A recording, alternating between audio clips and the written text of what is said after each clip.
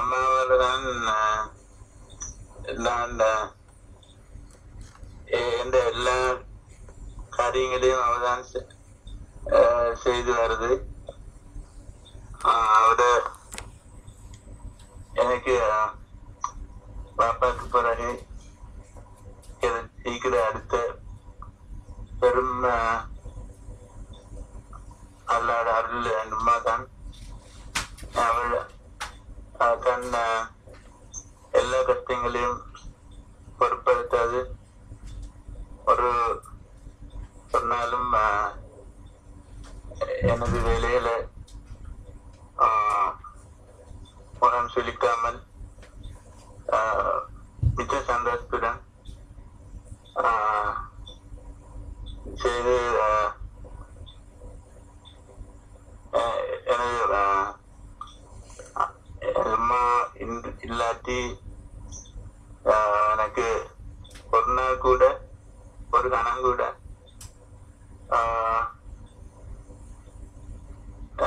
இருப்பது நினைச்சு பார்க்க முடியாத காரியம்.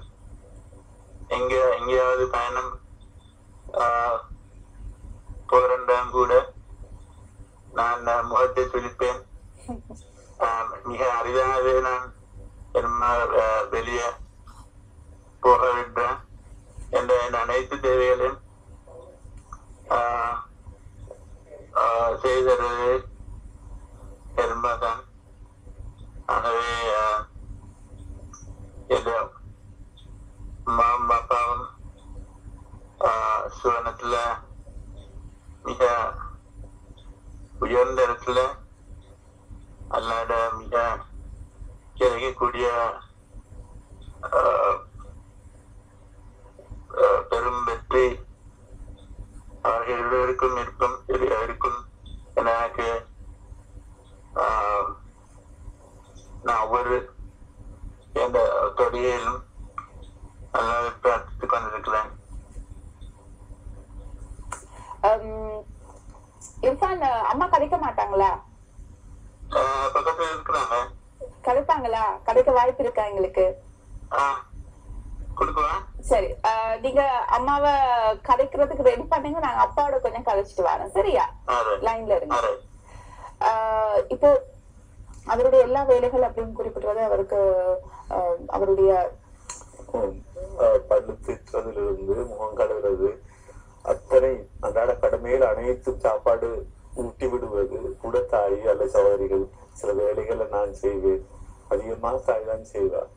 அது மாத்திரமில்லாமல் ஒவ்வொரு அந்த பெட் சோர்ஸ் புண்கள் வருது, அதுக்கெல்லாம் மருந்து போடுற தாதியும் அவரும் சகோதரிகளும் தான். ஒரு விசேஷம் என்னண்டா, இந்த மகன் 1988ஆம் ஆண்டு கழுபோவில வைத்தியசாலையில் இருந்து வீட்டுக்கு கொண்டு போனதுக்கு பிறகு இதுவரைக்கும் ஒரு வைத்தியர் பார்த்ததில்லை. நாங்கள் தான் பார்த்திருக்கிறோம், நாங்கள் தான் முழுக்க பார்க்கிறோம். வைத்தியர் வரமாட்டாங்க அவசர தேவை கூட. அதனால நாங்கள் தான் சமாளிச்சுட்டு வரோம். என்ன காரணம் அவங்க வரமாட்டாங்க? இல்ல, இப்ப சாதாரண வைத்தியர் ஒருத்தருக்கு இதை பற்றி தெரியாது. புதிய விசேட வைத்தியர் ஒருத்தருக்கு இந்த காலம் இருக்காது வீட்டுக்கு வந்து பார்த்துறதுக்கு கூப்பிட்டாலும். அதனால எங்களுக்கு தேவையான நேரத்துல வரமாட்டாங்க. எனவே எனக்கு இந்த வெளிநாடுகள்ல போய் பழக்கம் ஏற்பட்டது, அங்குள்ள நிபுணர்களோட நிறைய தொடர்பு இருக்குது. ஏதாவது ஒரு சீரியஸான பிரச்சனைகள் எதுவும் வந்துட்டா உடனடியே அவங்களுக்கு ஒரு இமெயில் அல்லது கால் போட்டு என்ன செய்ய வேண்டும் என்று ஒரு ஆலோசனை கேட்டுக்கொள்வேன். அதுதான் அப்படித்தான் நாங்க வரை சமாளித்து வர்றோம். என்னை விட நான் நினைக்கிறேன் தாய் தான் அவருடைய முழு எல்லா அந்த வாழ்க்கை, அவருக்கு ஒரு சந்தோஷமான வாழ்க்கையை அமைச்சு கொடுத்திருக்கிற தாய் தான் ஒரு மிச்ச குடும்பசாலி. நிச்சயமாக அப்படியாக இருந்திருக்க வேண்டும். அவர் ஒரு அற்புதமான தெய்வ படைப்பாகத்தான் இருக்க வேண்டும். இப்படி மகனை வந்து மூத்த மகன்லதான் மிச்ச நம்பிக்கை வச்சிருந்தோம். அவரையும் இறைவன் எடுத்துட்டார். அதுக்கு பிறகு கூட அவ மனம் தளராமல் இருந்து இந்த மகனோட எவ்வளவு அன்பாக இருந்து, எனக்கு சில நேரத்துல கவலையா இருக்குது. இரவையில் எல்லாம் இர்ஃபானுக்கு எதுவும் தேவையில்லை. எறும்பு வந்து கடிச்சாலும் அவர்கிட்ட ஒரு மணி குடிச்சு வச்சிருப்போம். அந்த மணி அடிப்பாரு, அடிச்சா எழுப்பி போகணும். என்ன விட தாய் தான் இந்த நேரம் எழுப்பி போவா. எந்த இரவுலையும் அவன் நித்திர கொள்றதே சில நேரத்துல குறைவு. அப்படி முழுமையாக கவனிச்சுட்டு இருக்கிறாங்க. அதாவது அவருக்கு வந்து கை கால் அசைக்க முடியாது, ஆனா உணர்வு இருக்கும். அப்படி நரம்பு தோல்வியில் எந்த பிரச்சனையும் இல்லை, எல்லாம் இருக்கும். சில நேரங்கள்ல எலி கூட வந்து சில நேரங்களை காலை துத்த பார்க்கும், இவரால் இருக்க முடியாது, அசைக்க முடியாது. அப்ப அந்த நேரங்கள்ல சத்தம் கேட்பார், இல்லாட்டி அவட மணியா அடிப்பார், ஏதாவது செய்வார். அப்ப நாங்கள் சில நேரங்கள்ல யாராவது பக்கத்துல உறங்குவோம். சில நேரம் இப்ப அவருக்கு வசதியாக எல்லாம் இந்த ஒரு நிறைய காற்றோட்டம் தேவை, அதனால ஃபேன் எல்லாம் போட்டு வச்சிருக்கேன். எங்கள்கிட்ட ஏசி இல்லை, ஏசி இருந்தா வசதியா இருந்திருக்கும். இருந்தாலும் ஒரு சிறிய வீட்டுலதான் நாங்க இருக்கிறோம். அவரோட அறை வேலை அவர் தனியா ஒரு அறையில வைக்காம நாங்க எல்லாரும் சேர்ந்து அவரோட இருக்கக்கூடிய மாதிரிதான் செய்து வச்சிருக்கிறோம். அவங்களுடைய அம்மா இப்ப நேரடி எங்களோட கலைக்கிறாங்க அப்படின்னு நினைக்கிறேன். அம்மா எப்படி இருக்கிறீங்க? நீங்க எப்படி இருக்கிறீங்க? சுகமா இருக்கிறீங்களா? இர்ஃபான் என்ன சொல்றாரு? சந்தோஷமா இருக்காரா இர்ஃபான்? புத்தக வெளியீட்டுக்கு பிறகு ரொம்ப சந்தோஷமா இருக்காரு அப்படின்னு நான் கேள்விப்பட்டேன். உண்மையா? சரி சரி.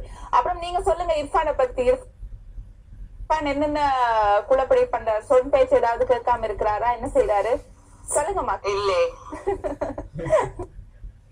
சொல்றதெல்லாம் கேட்டுக்கொள்வாரா? சரி. அவருக்கு என்ன சாப்பாடு ரொம்ப விருப்பம் நீங்க செய்து கொடுக்கிற சாப்பாடுகள்ல? அதுல வித்தியாசம் ஒன்றும் இல்ல, நான் இந்த சாப்பாடு தான் அவர் தின்னுவாரு. ஆஹா. என்ன ஸ்பெஷலா ஏதாவது கேட்பாரா உங்கள்ட்ட? சில நேரத்துக்கு அவருக்கு டேஸ்டானது செஞ்சுதாங்க.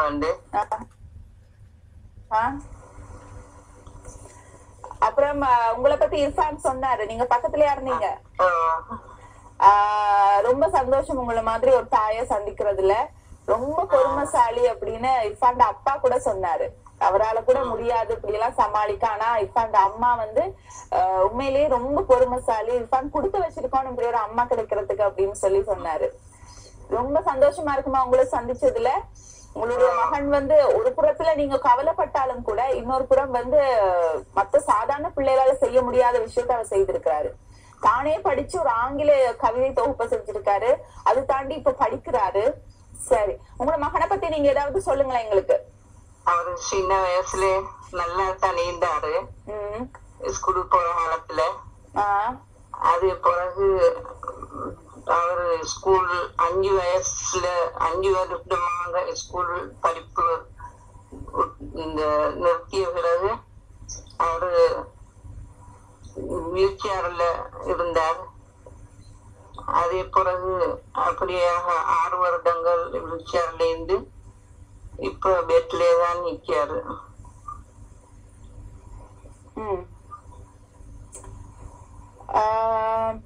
சரி, இதுக்கு மேல உங்களை கேட்டு நான் கவலைப்படுத்த விரும்பல. இருந்தாலும் இர்ஃபானை நினைச்சு நீங்க ரொம்ப பெருமையும் சந்தோஷமும் படணும். சரியா? ரொம்ப சந்தோஷம் உங்களோட கதைச்சதுல, உங்களோட பேசினால எங்களுக்கு ரொம்ப சந்தோஷம். ரொம்ப நன்றிமா. நன்றி. அவருக்கு வந்து ட்ரீட்மெண்ட்ஸ் டேப்லெட்ஸ் அந்த மாதிரி எதுவுமே இல்லையா?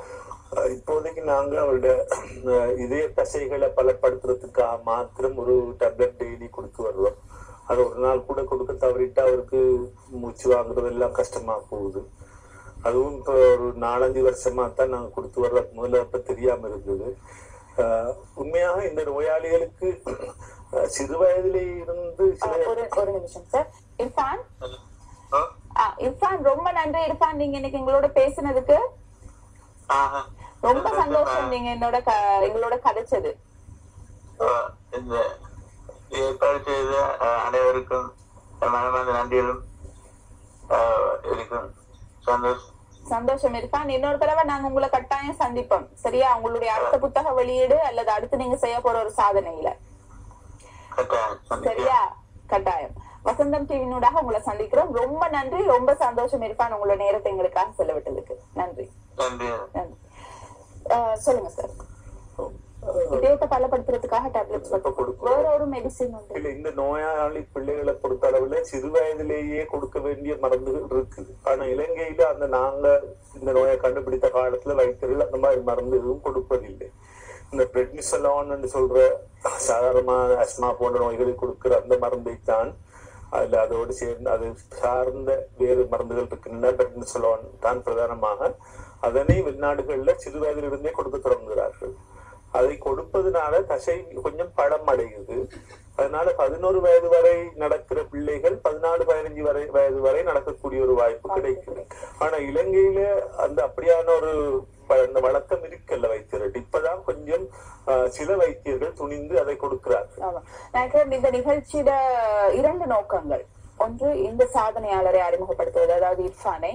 2வது ஐயா இப்பொழுது இந்த நோய் சம்பந்தமான ஒரு ஒரு அமைப்புல இணைந்து உலகளாவிய ரீதியில சென்று அங்கே உள்ள பிள்ளைகளை பார்த்து நம் நாட்டில் உள்ள பிள்ளைகளுக்கும் ஏதாவது ஒரு அறிவுபூர்வமாக செய்ய வேண்டும் அப்படின்னு அதற்காக செயல்பட்டு கொண்டிருக்கின்ற ஒரு சமூக சேவையாளர்.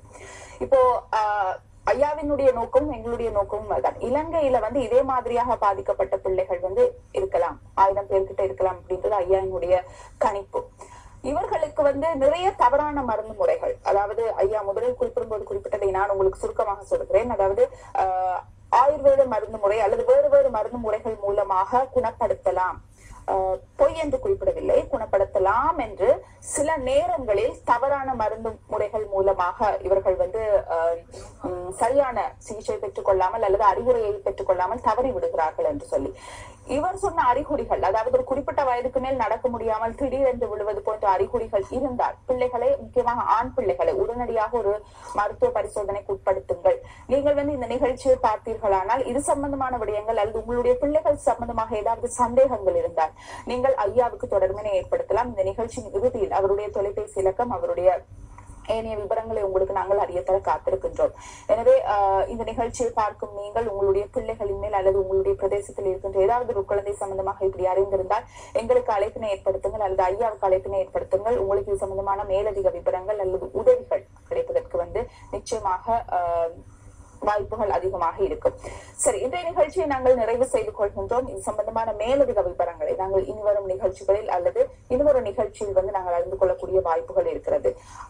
தர்கா டவுனில் இருந்து எங்களோடு இணைந்து கொண்ட ஐயாவுக்கு எங்களுடைய மனமார்ந்த நன்றிகள். உங்களுடைய சாதனை குழந்தையை நினைத்து எங்களுக்கு நிச்சயமாக பெருமையும் சந்தோஷமும் அதிகமாக இருக்கிறது. நிச்சயமா இங்கு நான் பெரிய எதிர்பார்ப்புகளோடு வரவில்லை. ஆனால் வந்ததற்கு பிறகு நீங்கள் இது நடத்திய விதமும் இங்கு நடந்த நிகழ்ச்சிகளை பார்க்கும் போது எனக்கு மிக திருப்தியாக இருக்கிறது. மிக அருமையாக செய்தீர்கள். நன்றி. நன்றி ஐயா, நன்றி. மீண்டும் அடுத்த வாரமும் முகமூடி நிகழ்ச்சியில் சந்திக்கின்றோம். சமூக பிரச்சனை உங்களுடைய பிரச்சனை தான் இந்த நிகழ்ச்சியின் நோக்கம். சந்திப்போம் அடுத்த வாரம். நாள்தோறும் பல முகங்களுடன் பழகும் எங்களுக்கு உண்மையான முகம் எதுவென்பது தெரிவதில்லை. ஒவ்வொரு முகங்களுக்குள்ளும் வெவ்வேறான கதாபாத்திரங்கள். இதுதான் உண்மை. அவை எவையும் வெளியில் தெரிவதும் இல்லை.